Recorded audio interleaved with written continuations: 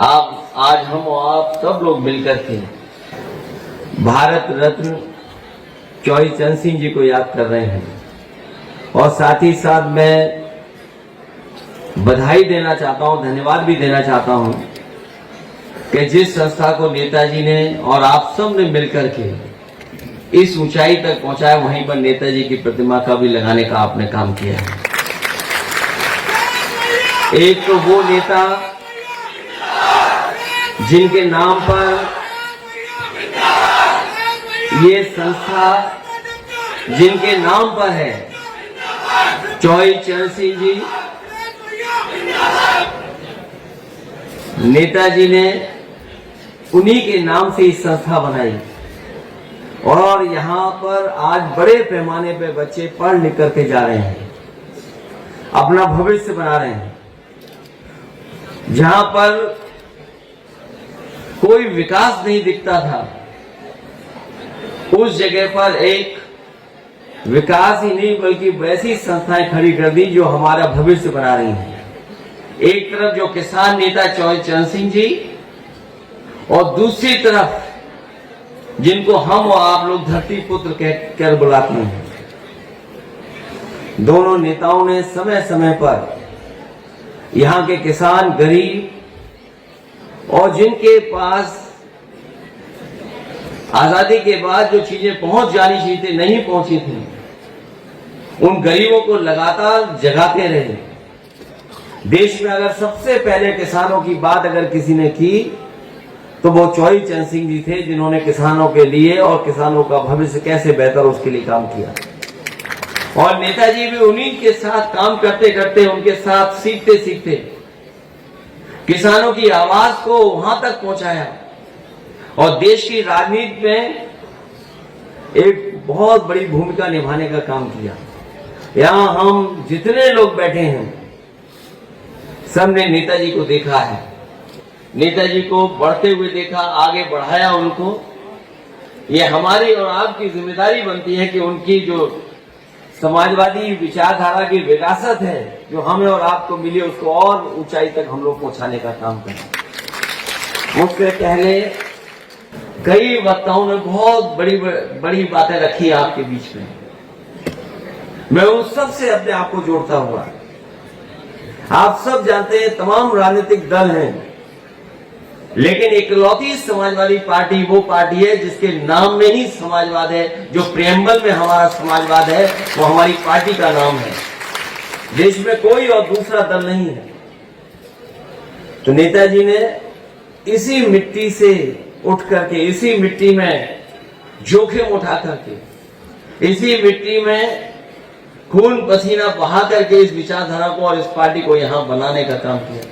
मुझे याद है पिछले चुनाव में जिस समय आह्वान हुआ कि हमारी पार्टी आगे बढ़े, मैं धन्यवाद देना चाहता हूं उत्तर प्रदेश की जनता का, जिन्होंने समाजवादी विचारधारा को और हमारे गठबंधन को सबसे ज्यादा वोट दे करके सबसे बड़ी पार्टी उत्तर प्रदेश में बनाने का काम किया। क्योंकि बहुत सारे हमारे कवि 1-1.5 घंटे से आगे होंगे। जब मैं आया इस हॉल में तभी मैंने देखा कि हमारे सभी कवि लोग यहाँ पर मौजूद थे, क्योंकि उनको बहुत लंबा कहना भी है।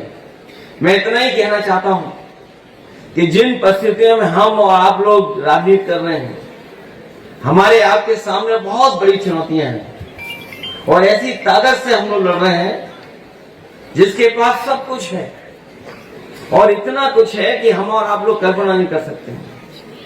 वो अपनी बात को सही साबित करने के लिए उन्हें अगर कुछ भी किसी का भी सहयोग लेना पड़ेगा तो वो लेने का काम करते हैं। अभी हाल ही में आपने घटना देखी होगी, जिस समय लोकसभा में बाबा साहब भीमराव अम्बेडकर जी के सम्मान में सभी दल के लोग एक हो गए और सत्ता में जो दल है उनके होम मिनिस्टर से माफी मांगना चाहते थे कि माफी मांग लें।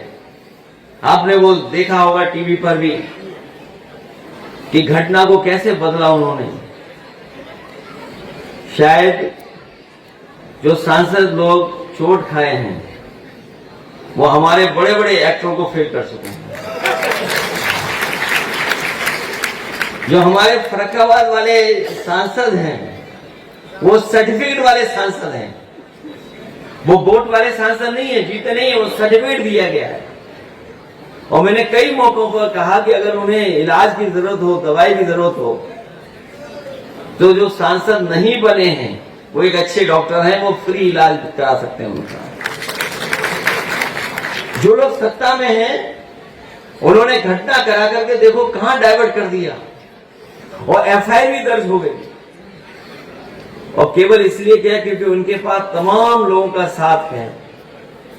हमारे मीडिया के साथी भी कभी कभी सच इसलिए दिखाते हैं कि सोशल मीडिया है उनके आसपास, कि अगर ये नहीं दिखाएंगे तो सोशल मीडिया में वो बात चली जाएगी। कहीं ना कहीं प्रेस की भी क्रेडिबिलिटी का सवाल खड़ा हो गया है। जिसे सच्चाई बतानी है, सच बताना है, वो भी आज सरकार के साथ खड़े हुए दिखाई दे रहे हैं। मैं एक ही बात कहना चाहता हूं, जो सत्ता में होता है वही तानाशाह होता है। ये बात हम लोगों ने बहुत पुरानी पढ़ी भी है, देखी भी और समझी भी है। रामायण में भी रावण तानाशाह था, वो राजा था। महाभारत में भी कंस और दुर्योधन राजा था, वो तानाशाह था। हम लोगों ने रामायण में भी पढ़ा है, महाभारत में भी पढ़ा है कि तानाशाह बहुत दिनों तक सत्ता में नहीं रह सकता है, अंततः तानाशाह को जाना ही पड़ता है। जो तानाशाह सरकार में आज बैठे हैं, हो सकता है उन्हें लगता हो कि सरकार उनकी चलती रहेगी, लेकिन जनता भी देख रही है और समझ रही है। अभी तो लोकसभा में हिसाब किताब किया है, अभी जब विधानसभा का चुनाव आएगा तो न जाने कौन सा परिणाम आएगा, उनका पता ही नहीं लगेगा।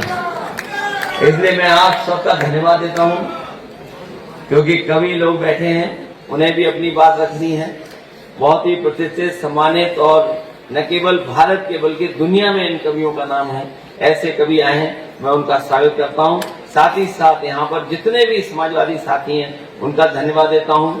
इस विद्यालय के सभी हमारे शिक्षक और छात्र छात्राओं का भी बहुत बहुत धन्यवाद और आभार प्रकट करता हूं। इस उम्मीद के साथ कि जहाँ संस्था में आप पढ़ कर जा रहे हैं, न केवल संस्था का नाम आगे बढ़ाएंगे बल्कि समाज में भी अच्छा काम कर करके इस देश को आगे बढ़ाने के लिए लगातार आप लोग काम करते रहेंगे। बहुत बहुत धन्यवाद आपका।